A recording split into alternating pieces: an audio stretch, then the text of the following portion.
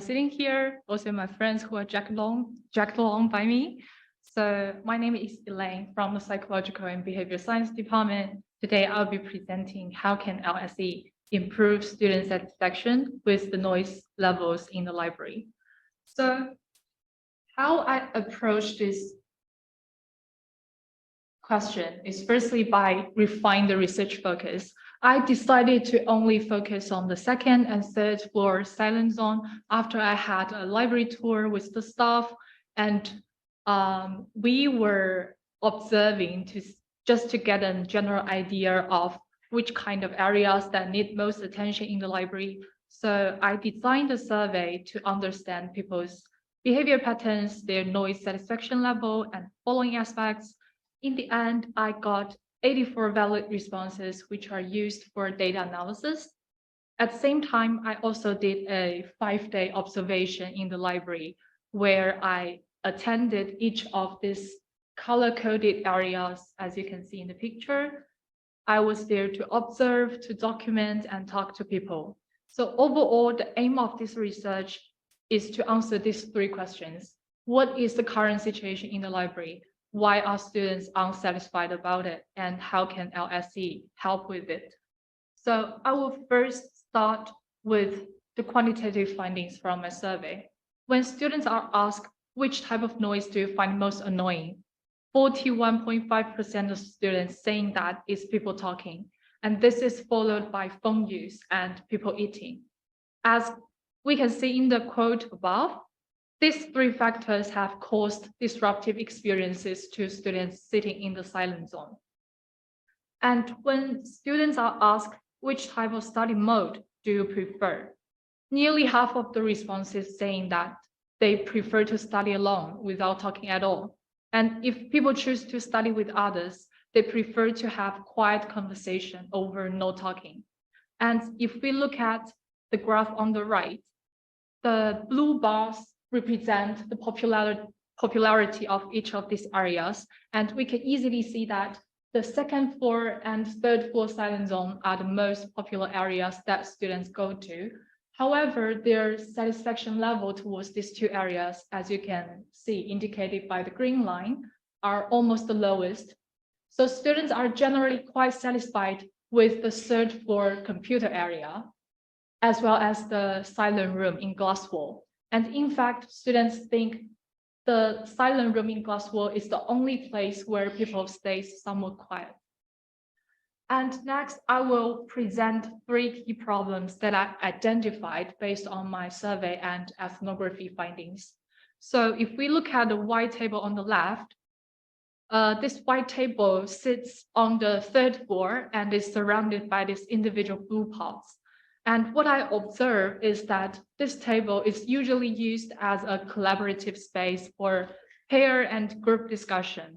So this kind of defeats the purpose of the silent zone.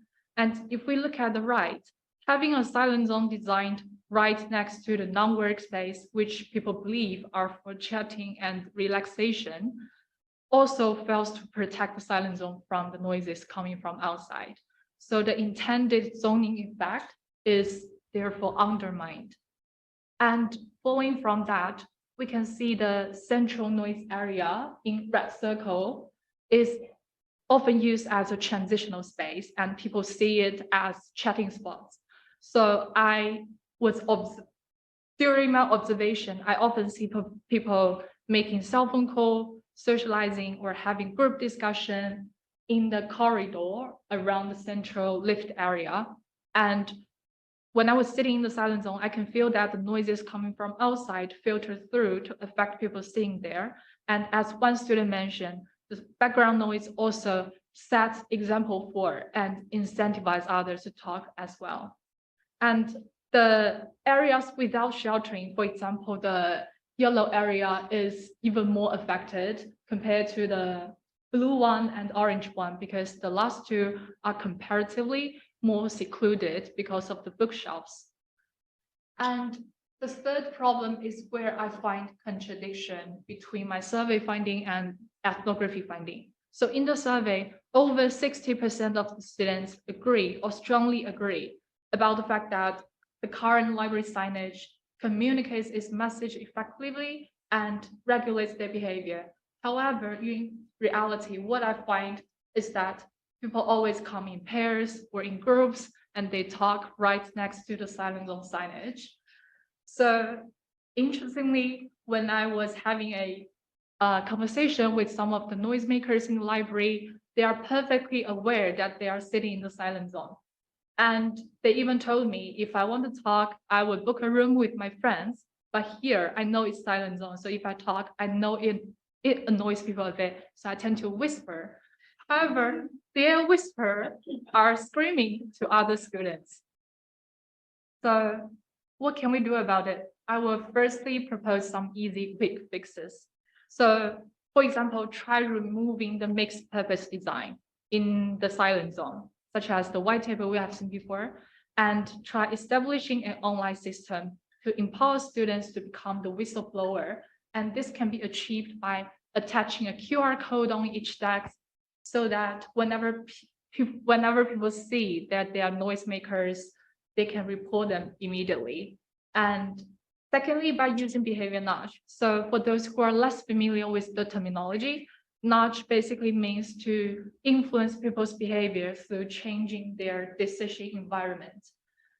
Concrete examples could be add an audio reminder in the lift. So whenever people reach the second floor, they can hear that you are now entering the silent zone. And given that now people are becoming desensitized to the current signage, I also propose using some new ones, such as the silent zone floor stickers, as we can see in the picture. And students are also given their feedback in the survey, saying that they want more solitary spaces, like the blue pods, and they also want more staff patrol. And I will end my presentation with some long-term solutions. So for example, dedicating some closed functional space for social purposes, and this space or rooms can be scattered across the library. So instead of having people to gather around the central lift area, they can actually go to these rooms to have their conversation. So the purpose here is not to restrain people from talking or socializing, but to guide them to walk into this designated place so that their impact on others can be minimized. And some people may say, okay, even if we have this room, some people may just be too lazy to walk a few extra steps. And my solution to that is to use another behavior nudge, which is the footprint, to guide people to walk into these rooms. And last but not least, I also recommend the library to launch an education campaign to raise awareness about being considerate to others, especially those with special needs, such as people with ADHD and misophonia. That's the end of my presentation. Thank you.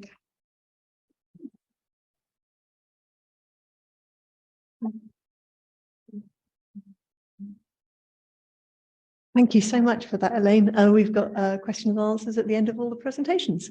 Namita and Shruti, could you join me both from the School of Public Policy, and we'll be speaking about climate change education within the School of Public Policy.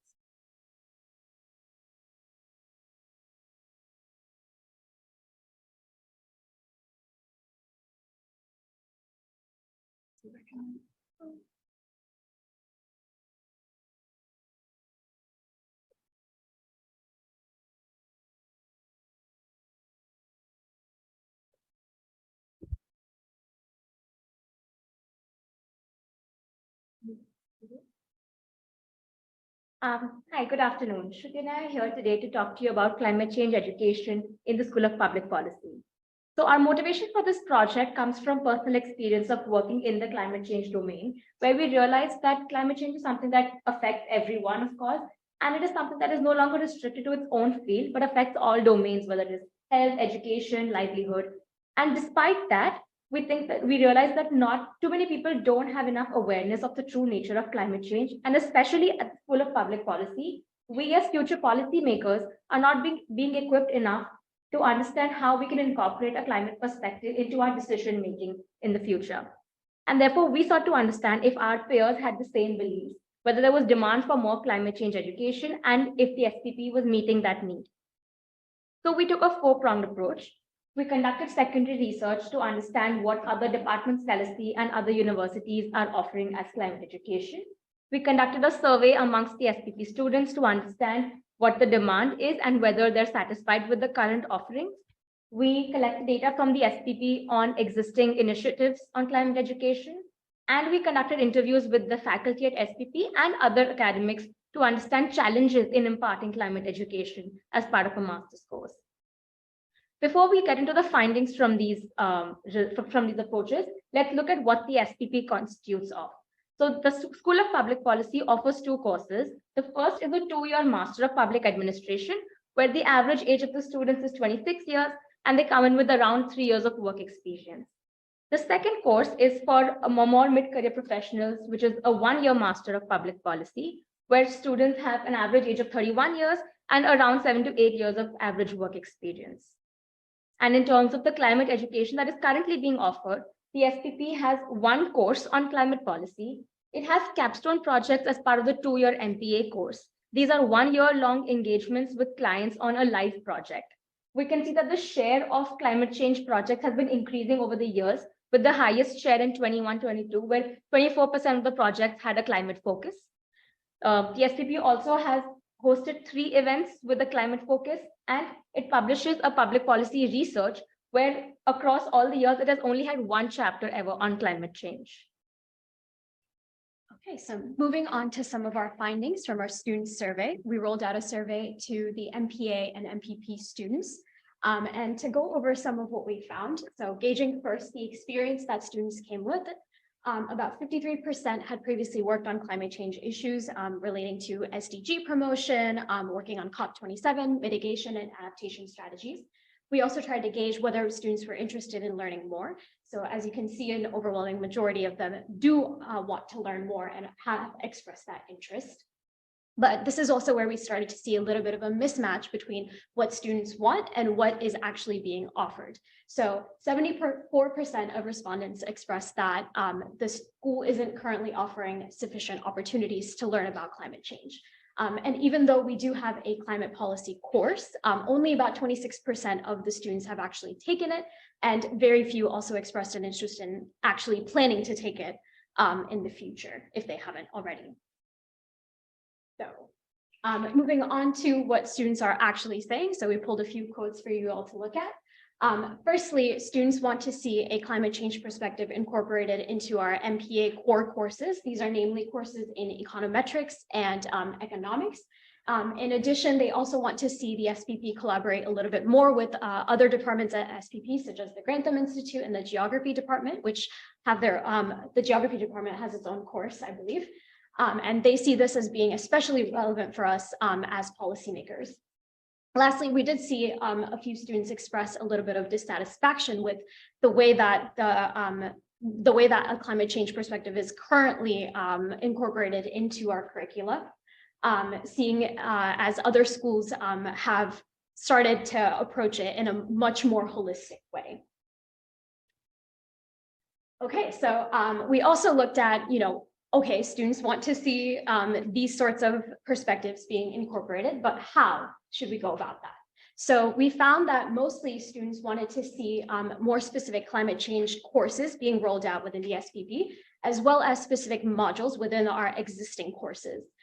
In addition to that, what we saw, which was a bit more surprising for us, was that a lot of students also want to see more research opportunities within the SPP being offered.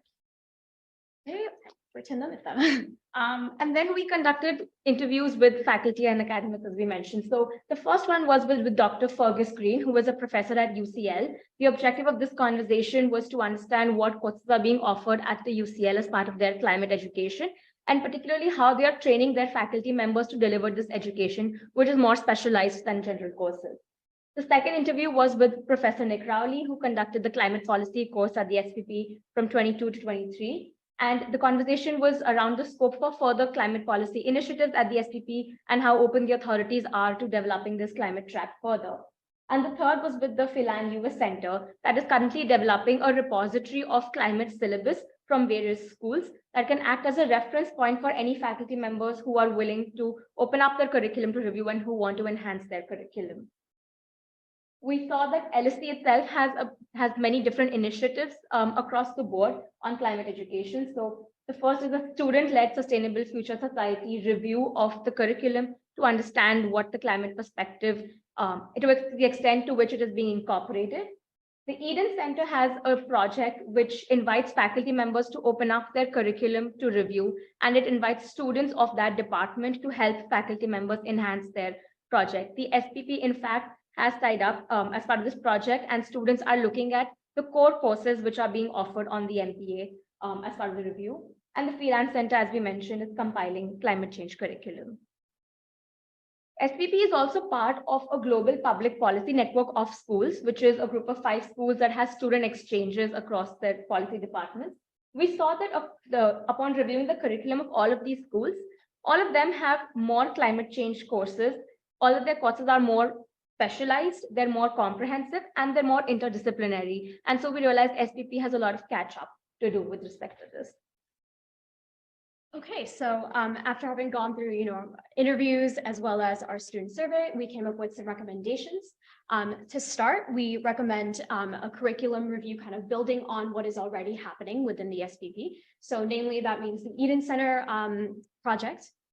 So we're working on reviewing curricula there. We would recommend that the SPP also extend this review to courses beyond just the core courses. And then when it comes to redesigning or kind of redoing some of the curricula for the SPP courses, we would recommend looking at the Philan Center's repository because they are working on compiling some specific climate change oriented coursework. In addition to that, we would also recommend working with GPPN schools, especially those that currently have a climate policy specialization in place. Moving on, we would also recommend looking more into the faculty training aspect of things.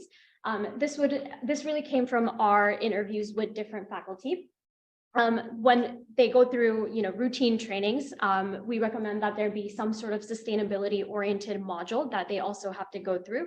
And this really came from faculty expressing an interest in wanting to incorporate this sort of lens into their courses, but just not really knowing how. Lastly, we also looked at offerings to students themselves. As we mentioned before, we would recommend that there be additional research opportunities, namely with the LSE Public Policy Review, opening that up to students and publicizing more opportunities across the school as well. And most importantly, working towards establishing a climate policy specialization. So currently the SPP has a number of different specializations which students can do, but we do not have one around climate or environmental policy. So this would allow students to take courses from across different departments and have that count towards their specialization and also help them build a pathway towards having a career in climate policy. So that concludes our presentation. Thank you. Yeah, happy to answer any questions later.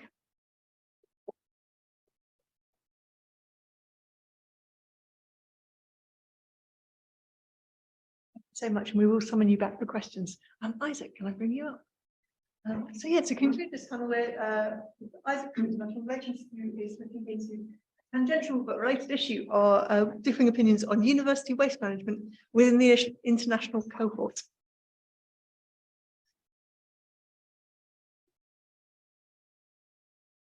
Do you recognise your?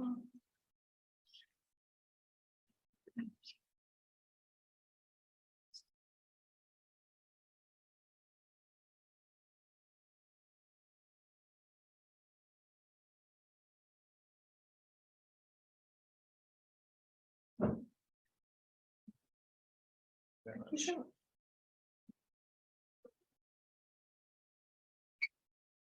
Hi everybody. Good afternoon. So like Alice said, I'm in the International Relations Department, but I've had a long-standing interest in recycling, and I'm very been interested to do this research, which is on the differing opinions on university waste management within the international cohort. So without further ado.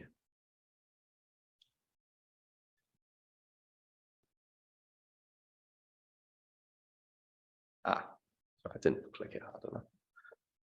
So to go straight to the research question, I'm sort of wondering, is there a gap international students face in understanding and using available recycling services at LSE? And recycling is still a relevant issue.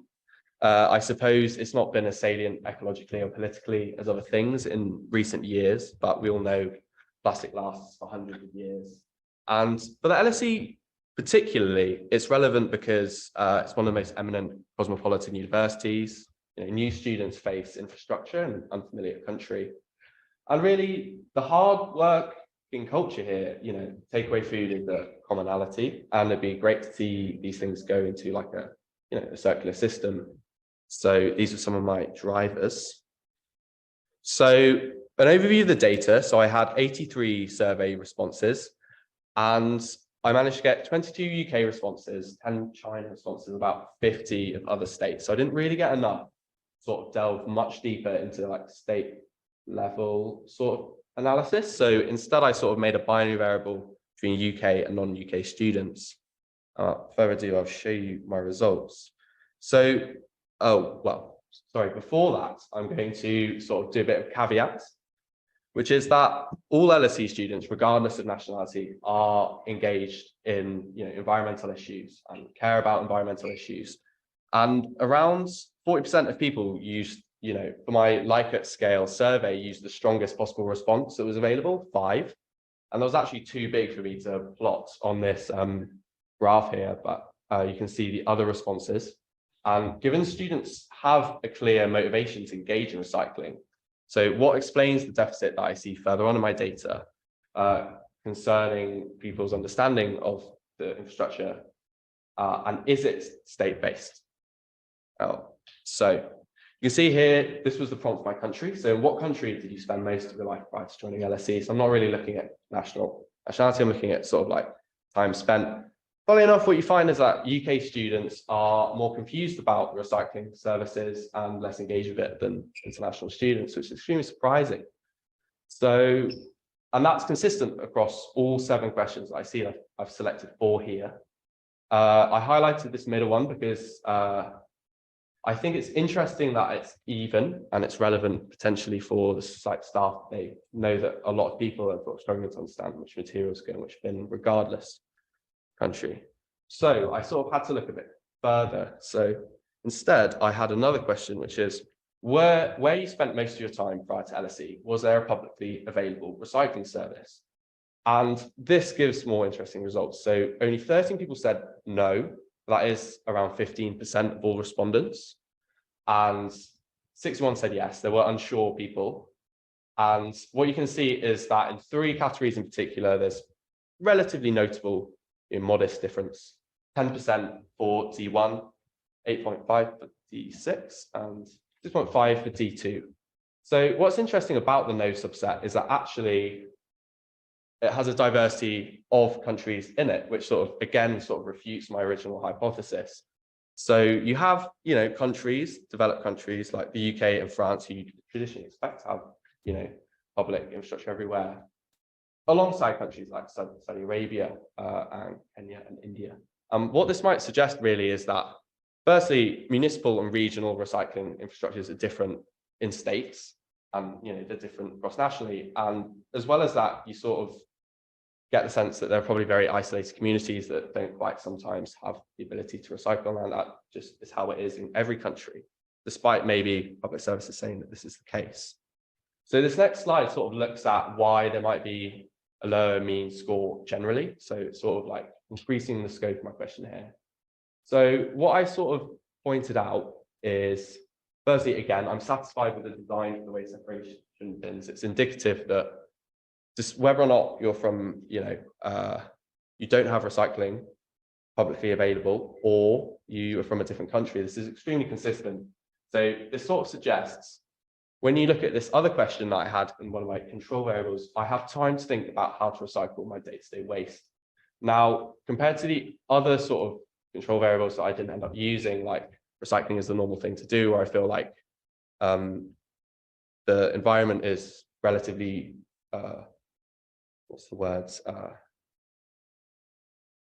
is relatively strong and like able to withstand human effects, then what you find, this is actually much, much lower than any of the others. So what you find at LSE is you have extremely motivated students who probably don't want to spend time and invest time beyond what they feel is, intuitive into understanding recycling practices, and that potentially it's useful to know this, and that the labeling, I'm sure that the site staff have thought about this, that the labeling potentially be more intuitive. And finally, I've highlighted this bottom one, which I admit is slightly because I sort of reverse coded it. So 5 would mean strongly disagree in the sense that like you feel that the status quo is perfect. The university should not promote any more into waste recycling. I was wondering why this might be the case. I mean, because the other respondents aren't exactly, strong dissatisfaction, that potentially this just shows the current system is sensible, or this may, as opposed to like the full uphaul, but it might also be that, at question 28 in the survey, people were starting to sort of like repeat certain answers they were doing. So 4, when I suppose it's more like 2. And I had to sort of have a look, because I thought this might be the case, that students who spend more time here, so at undergraduate or PhD level and multiple years, I know by the previous talk that there are also master's courses that do multiple years. It might be the case that you spend more time investing in how to recycle. And I didn't really have the fine grain to know whether you were on a multi-year course at a master's. I had very few PhD respondents. But what you sort of find is, so these are all international students here. I think it's just slightly hidden there, but the top histogram is third-year undergraduates, and the blue histogram is master's students. And it effectively looks the same. I mean, the third-year ones has a slightly smaller amount of smaller subset of respondents. So that, like, once you get to the master's students, it looks like sort of more normal distribution. But yeah, the average only marginally changes. I think the change between 3.5 and 3.4 is about 3%. So this maybe challenges the assumption that people invest more time when they're here for longer. So I think I have a bit of time. So I'm going to go on to what I put here, which is probably, like, bear with me. I think it's a mixture of factors here that lead to this.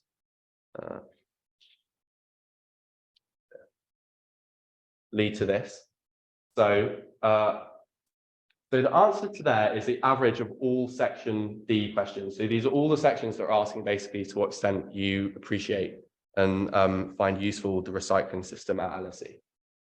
And the two, the column and the rows is indicating sort of out of the control variables that I used. For instance, like you think recycling is the normal thing to do, the moral thing to do. You think that, yeah, you have the time to do it. What you find is that the lowest 25% of people who gain to this section, once you then create another subset where recycling services are not publicly available, you get a significant drop. So this is an extremely indicative sort of in a formatory part of your life that maybe you don't have for recycling, but people are much less engaged.